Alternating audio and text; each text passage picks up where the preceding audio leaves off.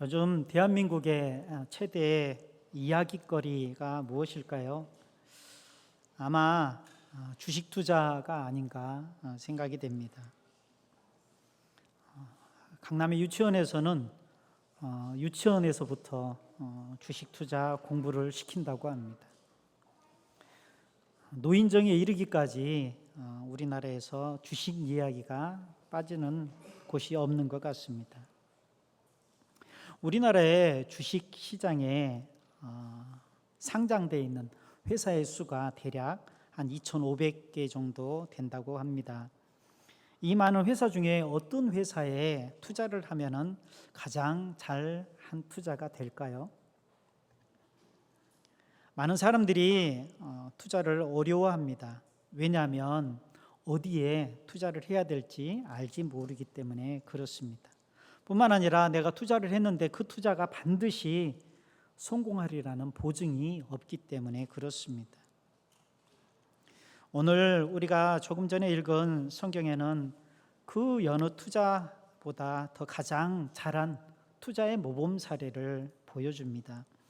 이 사람들은 그동안 모은 자기의 모든 재산을 팔아서 그곳에 투자를 합니다.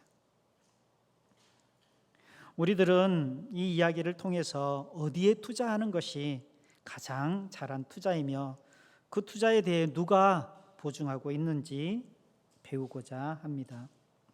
결론부터 말씀드리면 어디에 투자해야 우리는 성공한 투자, 가장 잘한 투자냐면은 하늘나라에 투자하는 것이 가장 잘한 투자라는 것입니다. 어디에 투자하냐고요? 하늘나라에 투자하는 것입니다.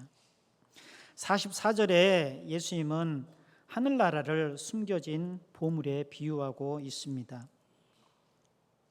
농부는 어느 때처럼 땀을 흘려가면서 땅을 파며 일을 하고 있습니다. 그런데 땅을 파는 순간 뭔가 걸립니다. 이게 무엇인가 혹시 돌을 파내야 될지 모른다는 생각에 파냅니다. 파고 보니 심상치가 않았습니다. 그리고 그것이 무엇인지 그 농부는 바로 알아차렸습니다. 혹시 이것을 누가 보고 있지는 않는지 주변을 두리번 살핀 후에 아무도 없는 것을 보고 그것을 다시 흙으로 덮어놓습니다. 아무도 못 보게. 조금 전까지만 해도 흙먼지와 땀으로 범벅이 되어서 고단에 죽을 것 같은 아주 울상인 얼굴이, 그 농부의 얼굴이 지금 어떻게 되겠습니까? 아주 환한 미소를, 속에서 우러나오는 그 기쁨의 미소를 띠고 있지 않겠습니까? 이제 그는 자기의 모든 것을 팔아서 이 밭을 사야 되겠다고 생각을 합니다. 왜 그렇습니까? 그 밭 안에 보물이 들어있기 때문에 그렇습니다. 그리고 집으로 달려가는 중에도 자꾸 시선이 돌아갑니다. 왜요? 거기에 보물이 있기 때문에. 집에 도착하자마자 자기의 모든 것을 팝니다. 아마 빨리 팔기 위해서 당근도 이용을 했을 겁니다. 꼬깃꼬깃 숨겨둔 비상금까지 다 털어서 이제 밭주인에게 달려갑니다. 그리고 밭주인과 흥정을 합니다. 어떻게 흥정했을까요? 저라면 이렇게 했을 것 같습니다. 사장님, 제가 주변 시세보다 더 높게 쳐줄 테니까 이거 지금 당장 나한테 팔아주십시오.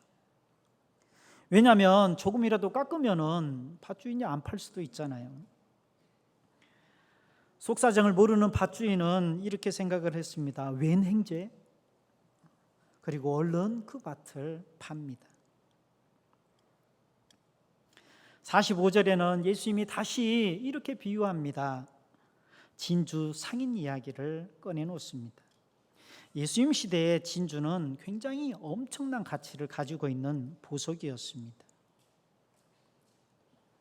기록에 의하면 로마의 카이사르 황제가 자기가 사랑하는 여자에게 진주를 선물했다고 합니다. 그런데 그가 선물한 진주 진주가 크면 얼마나 크겠어요? 그 진주가 무려 로마의 일반 병사, 군인의 6,600명의 1년치 연봉에 해당이 됐다고 합니다. 감이 안 오시죠? 6,600명의 1년치 연봉. 이만한 진주도 아니죠. 이것보다 훨씬 작은 진주 하나가 여러분이 1년치 벌 연봉, 그것을 몇 년간 벌어야 되냐면은 6,600년. 여러분이 6,600년을 벌어야 이거 하나를 살 수 있다라는 것입니다. 왜 진주가 이렇게 비쌌을까요? 당시에 진주는 지금 예수님이 살고 있던 팔레스타인 지역에서는 나지 않는 보석이었습니다. 주로 페르시아만, 지금 그 이란 전쟁 때문에 배가 그 페르시아만에 갇혀 있잖아요. 그곳입니다.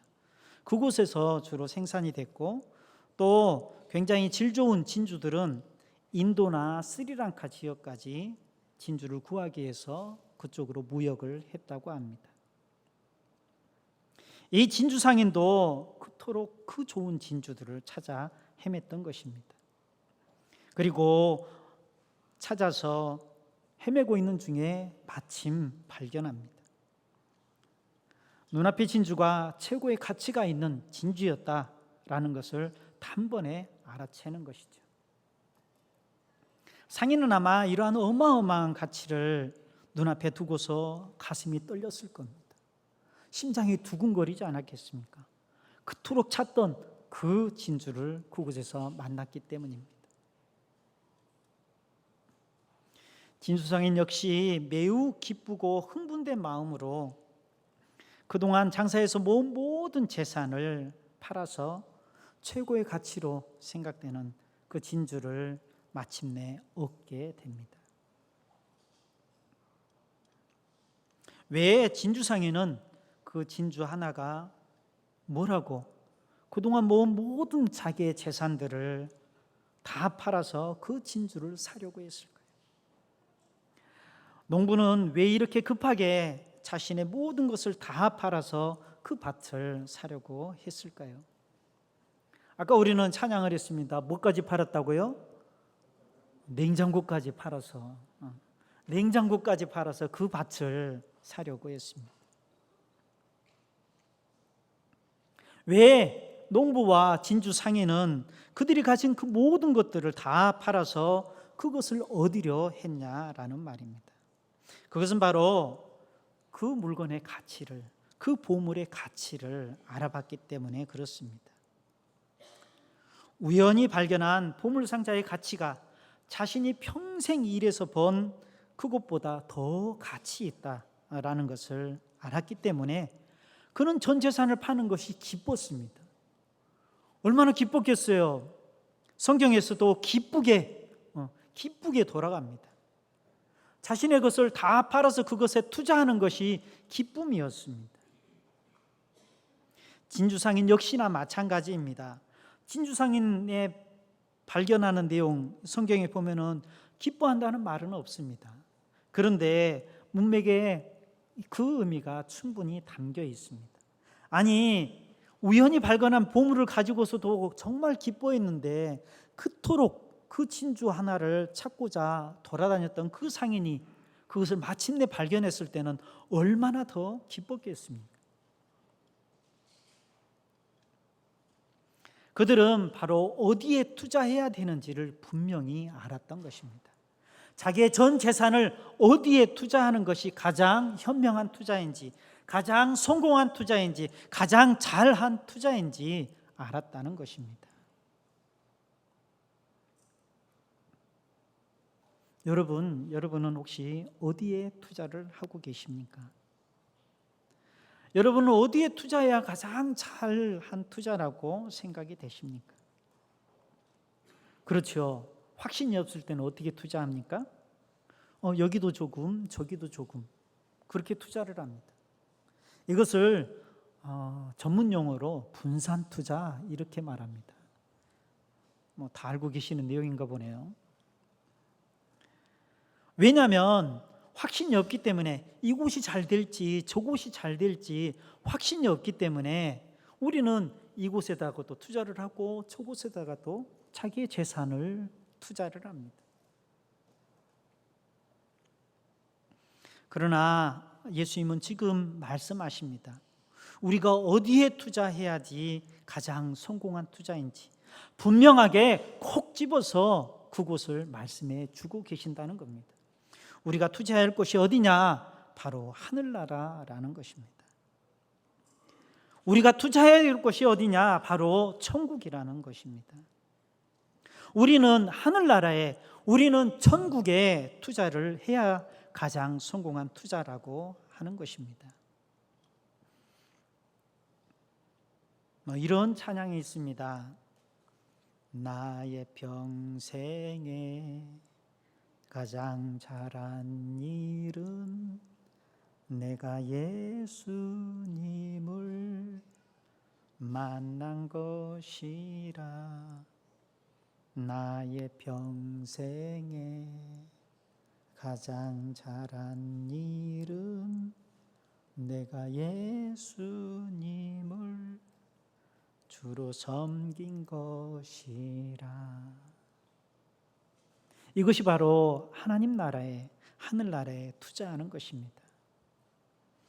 여러분도 하나님 나라에, 하늘나라에, 천국에 투자하시기를 바랍니다.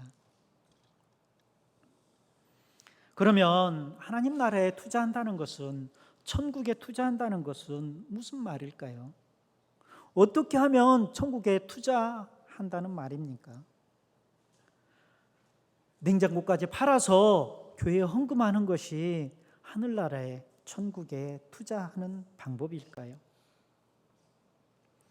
예수님께서는 지금 제자들에게 하늘나라에 투자하라, 이렇게 투자 설명회를 하면서 어떻게 하면 하늘나라에 투자하는지를 알려주십니다. 하나님 나라에 투자하는 방법은 이것입니다. 주님을 따르는 것입니다. 주님의 다스림을 받는 것이 하나님 나라에 투자하는 것입니다. 그것이 하나님 나라에 투자하는 방법입니다. 농부와 상인은 최고의 가치를 만났습니다. 그러나 농부와 상인의 차이점이 좀 있어요.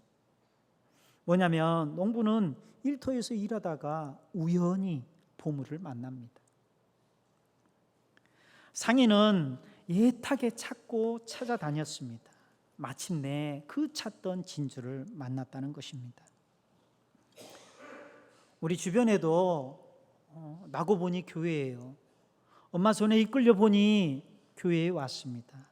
이런 분도 계시죠. 또 우연히 친구의 손에 이끌려서 교회에 온 분들도 계십니다. 뿐만 아니라 인생의 진리를 찾아서 방황하다가 간절함 끝에 예수님을 만난 분도 계실 겁니다. 어떤 경로로 만났든 중요한 것은 이것입니다.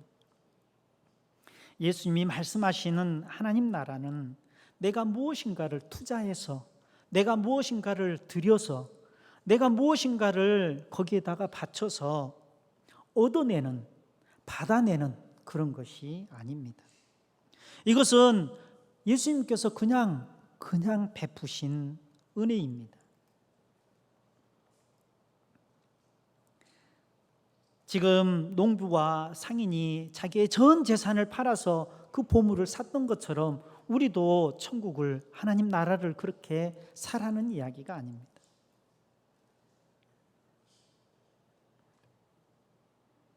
이 천국은 어떻게 얻냐면은 하나님의 은혜로 얻게 됩니다. 또한 예수님이 말씀하시는 이 하늘나라, 천국은 우리가 죽어서 먼 미래에, 아주 먼 미래에 우리가 죽어서 가는 그 나라, 그곳, 영원한 곳. 예수님께서 지금 말씀하시는 천국은, 하늘나라는 그런 것을 말하고 있지 않습니다. 지금 예수님께서 말씀하시는 이 하늘나라는 하나님이 지금 다스리시는 새로운 세상, 이 세상을 말씀하고 있습니다. 예수 그리스도를 통해서 이 땅에 시작된 하나님의 다스림, 이것이 바로 하나님 나라라는 것입니다. 좀 더 쉽게 설명을 드리면 이 세상은 마귀가 왕으로 다스리고 있습니다. 그런데 이 세상에 하나님 나라가, 하나님이 다스리는 나라가 임했다는 것입니다. 그래서 우리를 하나님 나라의 백성으로 삼아 주신 것입니다. 지금 이 이야기를, 이 하나님 나라의 이야기를 제자들에게, 제자들이 그들이 일상에서 일하고 장사하는 그 가운데 예수님께서는 이 비유로 말씀하고 있습니다. 바로 이 비유를 통해서 지금 말씀하시는, 예수님께서 말씀하시는 이 하늘나라가 얼마나 가치 있는지 지금 보여주고 있다는 것입니다. 우리는 다 예수님 믿고 영접하고 하늘나라의 백성으로 살고 있는지 믿습니다. 지금 우리는 하나님께서 우리를 하나님의 자녀요, 하나님 나라의 백성으로 삼아주시는 줄을 믿습니다. 그러면 우리의 삶이 얼마나 가치 있을까요? 이 하나님 나라의 삶을 얼마나 가치 있게 여기십니까? 보물은 보는 안목이 있어야 됩니다. 만약에 보물을 가지고 있으면서도 그것이 보물인지 모르면은 우리는 그것을 헐값에 넘겨버립니다. 1992년 테리 호튼이라는 트럭 운전기사가 있었습니다. 그는 자기 친구에게 선물을 무엇을 하면 좋을까 선물해 주기 위해서 중고 매장에 가서 그림 한 점을 봅니다. 그리고 그 그림을 사겠다고 주인에게 이야기했습니다. 주인은 그 그림이 8달러 된다고, 8달러에 팔겠다고 제시를 합니다. 그런데 테리 호튼이라는 이 사람은 흥정 끝에 5달러에 샀습니다. 테리 호튼이 어떻게 흥정한지 아십니까? 그 주인에게 이렇게 얘기했답니다. 내가 사랑하는 친구에게 이 그림을 꼭 선물하고 싶습니다. 그런데 나는 친구를 8달러만큼은 사랑하지 않아요. 무슨 말인지 잘 모르겠죠? 생각해 보세요. 나는 그 친구를 8달러만큼은 사랑하지 않습니다. 그래서 주인이 3달러나 깎아서 5달러에 그것을 샀다고 그럽니다. 그런데 시간이 지나서 이 테리 호튼이라는 사람이 가지고 있는 그 그림이 이제 다른 사람 눈에 띄었어요. 그리고 그 소문이 났습니다. 그리고 사우디에 있는 한 부자가 그 그림을 사겠다고 제안을 합니다. 여러분 혹시 여러분 같으면 얼마에 베팅을 할까요? 제가 이 그림을 봤어요. 이 그림은 정말 낙서같이 생겼습니다. 저 같으면 5달러도 비싸다 생각이 될 정도였습니다. 그런데 그 그림은 120억, 그 그림을 120억, 지금은 이게 90 몇 년도에 있었던 일인데 지금은 대략 한 1,000억 가까이 간다고 그럽니다. 가치를 알아보지 못했던 그 주인은, 가치에 대한 안목이 없었던 그 주인은 120억이 넘는 보물을 겨우 5달러에 팔아 넘겼습니다. 그것도 3달러나 깎아주면서 인심 쓰면서 팔았습니다. 우리가 생각하는 하나님 나라의 가치는 얼마짜리입니까? 혹시 우리는 120억짜리 천국을 겨우 5달러처럼 취급하고 있지는 않습니까? 농부와 진주상인이 보물에 대해서 가졌던 태도를 보면 그들이 발견한 보물이 얼마나 가치 있는지 알 수가 있습니다. 바로 보물을 산다는 것, 보물에 투자한다는 것, 그것은 예수님을 따른다는 이야기였습니다. 예수님을 주님으로 모시고 섬기는 것이었습니다. 이것이 바로 가장 가치 있는 투자라는 말입니다.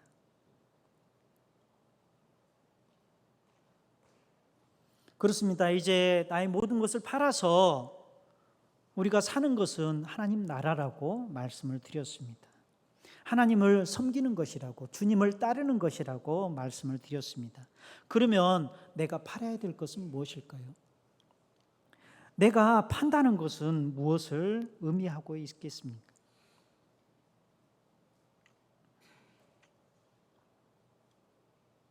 내가 팔아야 할 것은 집도 자동차도 또 TV에 그다음에 내가 좋아하는 게임기도 이런 것을 팔아야 된다는 이야기는 아닙니다. 모든 것을 판다는 것은 나의 모든 것, 나의 전부를 주님께 내어드린다는 것입니다. 내가 나에 대해 주장하는 모든 것들을 이제 주님께 이양해 드리는 것입니다. 나의 모든 권리를 주님께 드리는 것입니다. 농부와 상인은 보물을 얻기 위해서 자기의 모든 재산을 다 팔았습니다. 그러면 그들이 판 재산이 더 이상 그들의 것이 아닙니다. 그들의 판 재산에 대해서 그들은 더 이상 아무 권리도 가지고 있지 않았다는 것입니다. 왜냐하면 그들은 더 이상 그것들의 주인이 아니기 때문에 그렇습니다. 바로 이것이 판다는 의미입니다. 그러면 우리는 무엇을 팔아야 될까요? 우리가 가지고 있는 것은 무엇일까요? 마태복음 16장에서 예수님은 자신을 따르는 제자들에게 이렇게 따라오라고 가르치고 계십니다. 마태복음 16장 24절 우리 함께 한 목소리로 읽어보시겠습니다. 시작.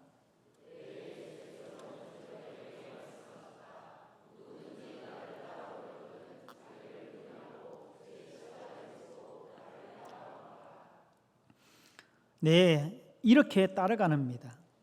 나의 모든 것을 판다는 의미가 이런 의미입니다.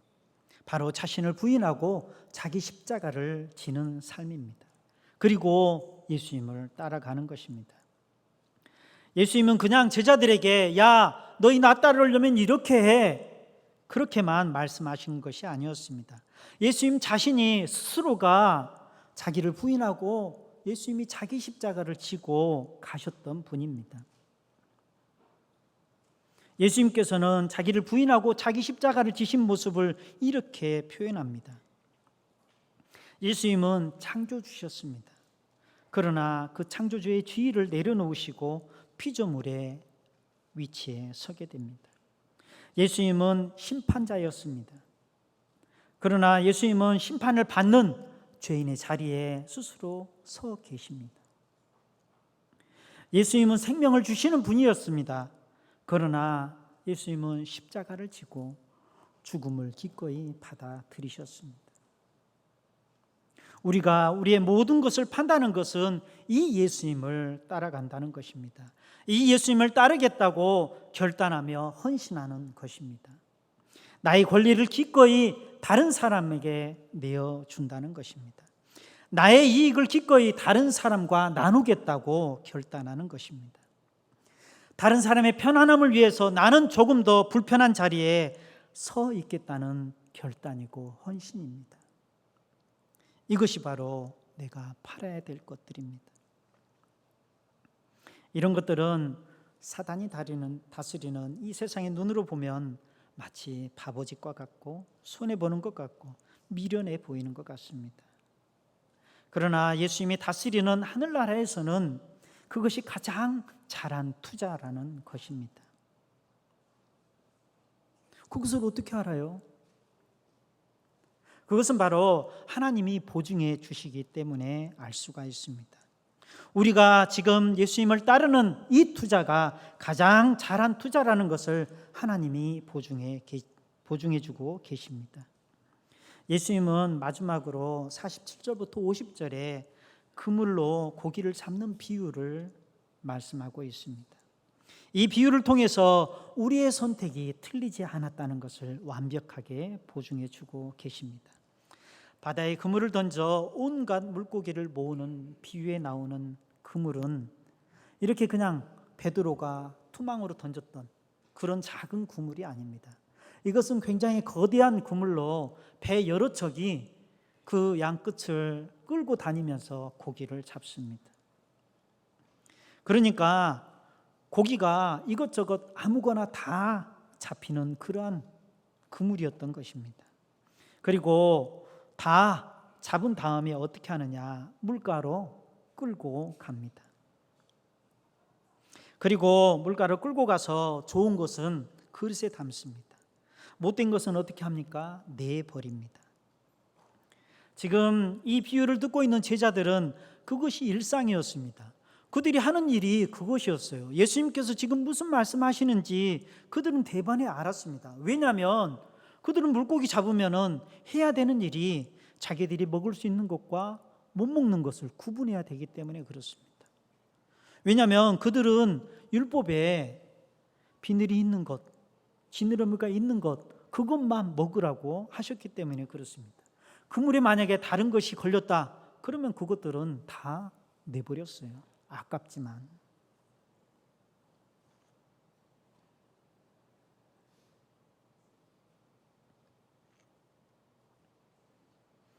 바로 지금 제자들에게 그들의 일상에 있었던 그 일들을 통해서 반드시 이러한 일들이 있게 될 것이다 라고 알려주십니다. 예수님은 계속해서 말씀하십니다. 세상 끝날에도 이렇게 할 것이다. 천사들이 와서 의인들 사이에서 악한 자들을 가려내서 그들을 불구덩이, 불아궁이에 쳐 넣을 것이니 그들은 거기에서 울며 이를 갈 것이다. 지금 이 말씀은 제자들이 듣기에, 우리가 듣기에는 엄중한 경고인 것 같습니다. 뿐만 아니라 하나님 나라를 선택해서 사는 우리들에게는 강력한 위로와 보증이 되는 말씀입니다. 지금 당장은 하나님 나라에 사는 것이, 예수님을 따르는 것이 손해인 것처럼 보이고 미련해 보일지라도 세상 끝날에 반드시 하나님께서 공의로운 심판을 그리고 분리를 할 것이다 라고 말씀하기 때문에 그렇습니다. 그날이 오면 세상의 전부를 팔아서 천국이라는 보화를 샀던 우리의 선택이 결코 미련한 것이 아님을 하나님께서 증명해 주실 것입니다. 우리의 거래가 가장 지혜롭고 확실한 투자였음을 보여줄 것입니다. 최종 심판의 날에 우리가 좋은 편에 섰다는 것을 하나님이 우리 눈앞에 보여줄 것입니다. 말씀을 맺겠습니다. 사랑하는 성도 여러분, 하나님은 사탄이 지배하던 죄의 나라에서 방황하던 우리를 사셨습니다. 어떻게 사셨습니까? 그것은 하나님이 가장 귀하다고 여기시는 독생자 예수 그리스도의 생명으로 우리를 사셨습니다. 그래서 보통 우리를 예수님 자리의 보물이라고 여기시고 하나님 나라의 백성 삼아 주신 것입니다. 그렇다면 이제 질문을 우리에게 돌립니다. 우리를 그렇게 사신 우리 주님을, 그리고 그분의 나라를 우리는 얼마짜리로 여기냐 하는 것입니다. 세상의 시선으로 보면 자기를 부인하고 자기 십자가를 따르는 삶은 미련한 투자요 손해보는 장사처럼 보입니다. 그러나 주님은 오늘 이 비유를 통해서 분명히 약속하십니다. 세상 끝날에 반드시 올 심판을 통해서, 그리고 주님 지금 우리의 모든 것을 던져 부활을 사는 이 삶이 가장 수지 맞는 장사요 결코 후회함이 없는 성공한 투자라는 것을 보증해 주십니다. 이 소망과 확신을 붙드시기 바랍니다. 그리하여 오늘 삶의 현장에서 세상의 질서와 가치의 마음을 빼앗기지 않고 내게 주신 하나님 나라를 최고의 보화로 여기며 기쁨과 헌신으로 살아가는 신실한 하나님 나라의 백성 되기를 주님 이름으로 축원합니다. 기도하시겠습니다.